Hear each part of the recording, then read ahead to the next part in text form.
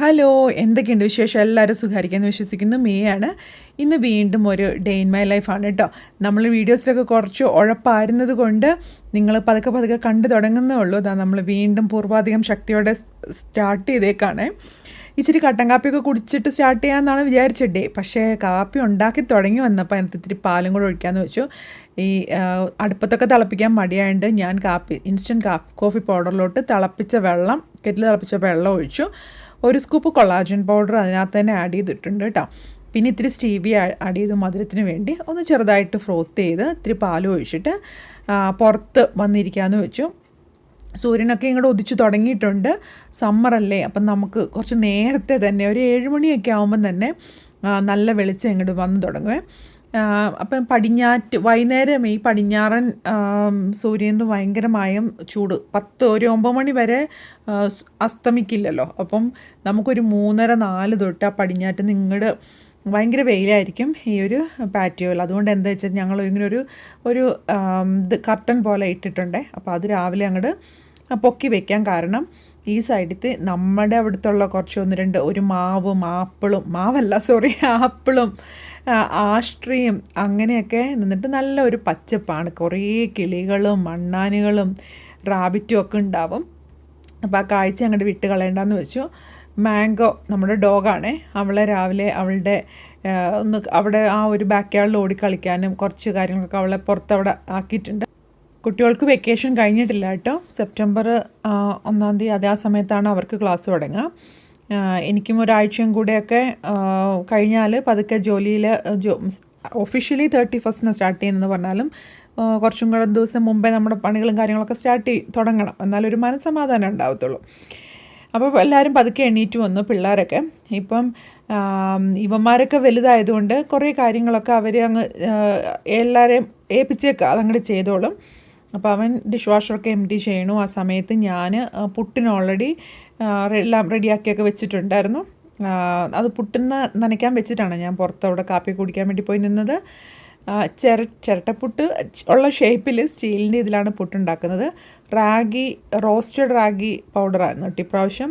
കുക്കറിൽ നന്നായിട്ട് വെള്ളം ഈ ഒരു സ്റ്റീം വന്നു തുടങ്ങി കഴിഞ്ഞാൽ പിന്നെ ഒരു 5 മിനിറ്റ് 7 മിനിറ്റ് ഒക്കെ കൊണ്ട് പുട്ട് ടപ്പട്ടപ്പാന്ന് റെഡി ആയിക്കോളും. ഇതിനൊപ്പം ഞാൻ സൈഡിൽ അവർക്ക് വേണ്ടി കുറച്ച് എഗ്ഗും റെഡിയാക്കിയിട്ടുണ്ട്. അപ്പോൾ ഒരാൾക്ക് എഗ്ഗ് പ്ലേറ്റിൽ തന്നെ വേണം, ഒരാൾക്ക് എഗ്ഗ് വേറെ സെപ്പറേറ്റ് ആയിട്ട് ടച്ച്ലെസ് ആയിട്ട് വേണം. അപ്പോൾ ഓരോരുത്തർക്കുള്ള പുട്ട് രണ്ടും റെഡിയായി. പഴം കൂട്ടിയാട്ടോ, കടലക്കറിയൊക്കെ ഉണ്ടെങ്കിൽ അവരത് കഴിച്ചോളും. ഇന്ന് പക്ഷേ പഴം കൂട്ടിയിട്ട് കഴിക്കണത്. എഗ്ഗും ഇതാക്കിയിട്ടുണ്ട്.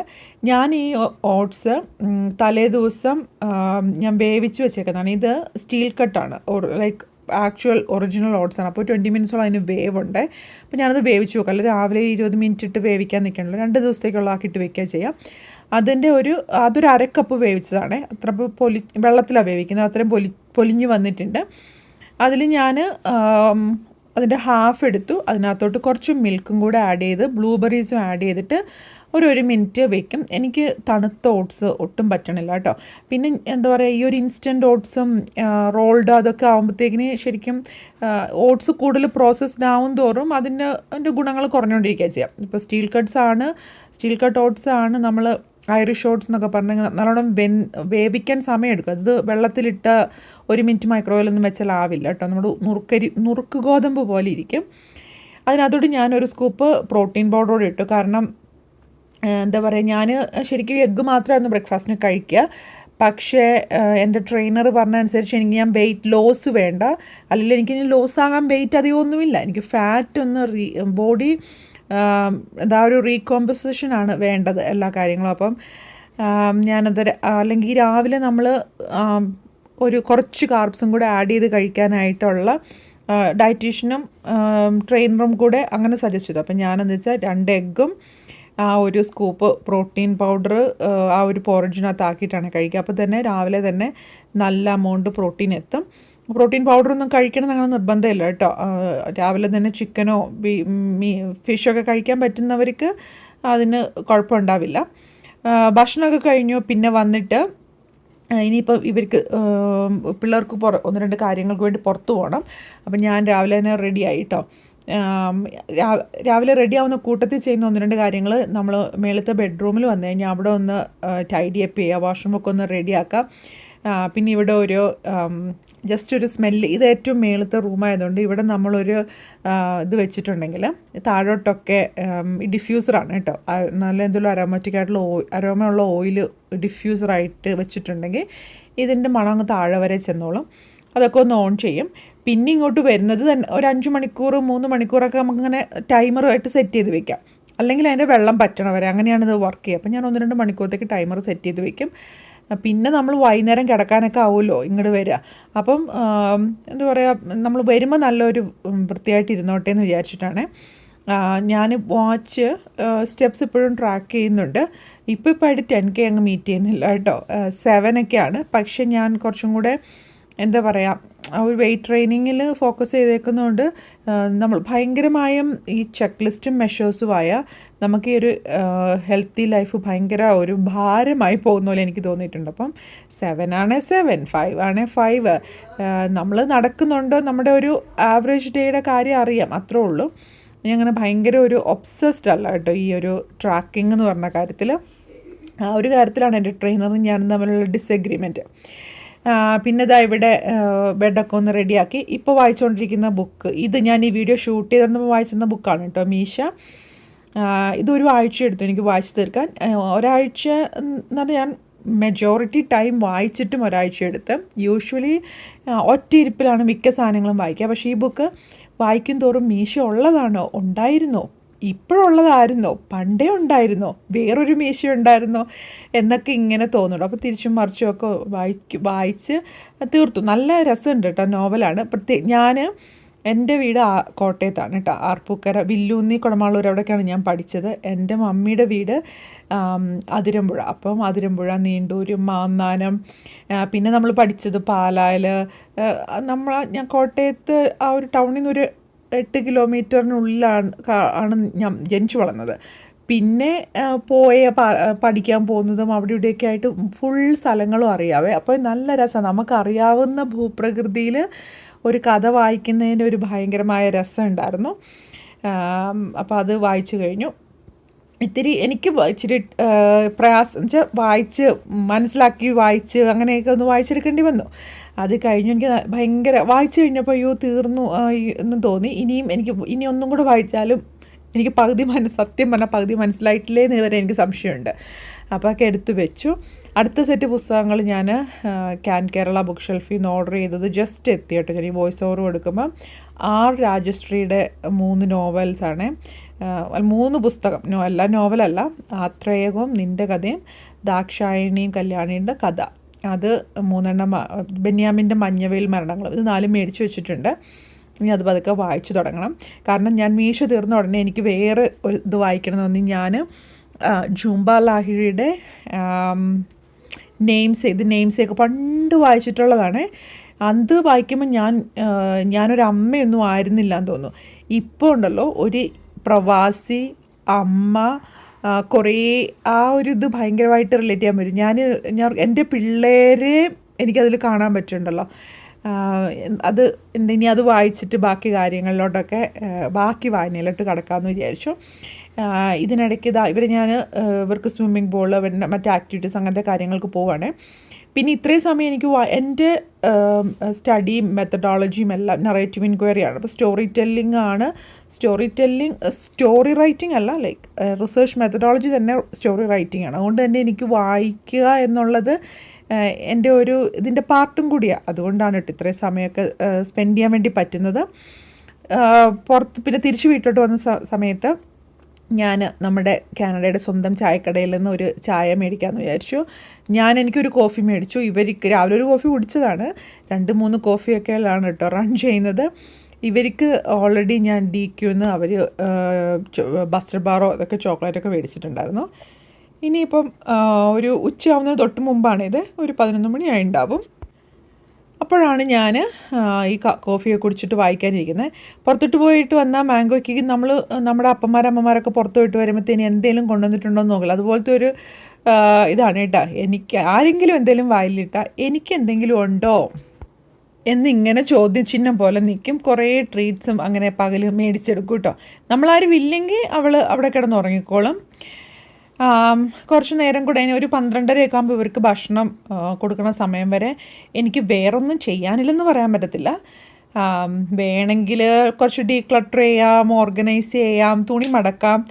പക്ഷേ ഞാൻ അങ്ങനത്തെ കാര്യങ്ങളൊന്നും ചെയ്യാണ്ടാണ് കേട്ടോ ഇത്രയും ഇങ്ങനെ കുത്തിയിരുന്ന് ഇഷ്ടംപോലെ പുസ്തകങ്ങൾ വായിച്ചു തീർക്കാനുള്ള സമയം കണ്ടുപിടിക്കുന്നത്.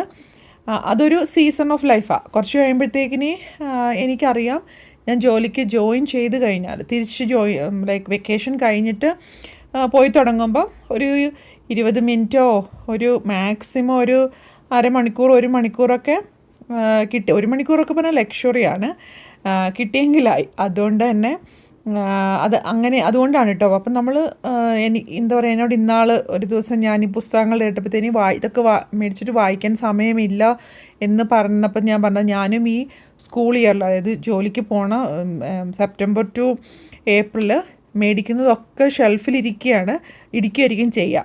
അതുകൊണ്ടാണ് സമ്മറിൽ ഇങ്ങനെ മാക്സിമം റീഡ് ചെയ്യുന്നത്. പിന്നെ ഞാൻ അങ്ങനെ ഒത്തിരി സിനിമ കാണുക, ഷോസ് കാണുക, അല്ലെങ്കിൽ സീരിയൽ, അങ്ങനത്തെ സംഭവങ്ങളൊന്നും കാണാറില്ല.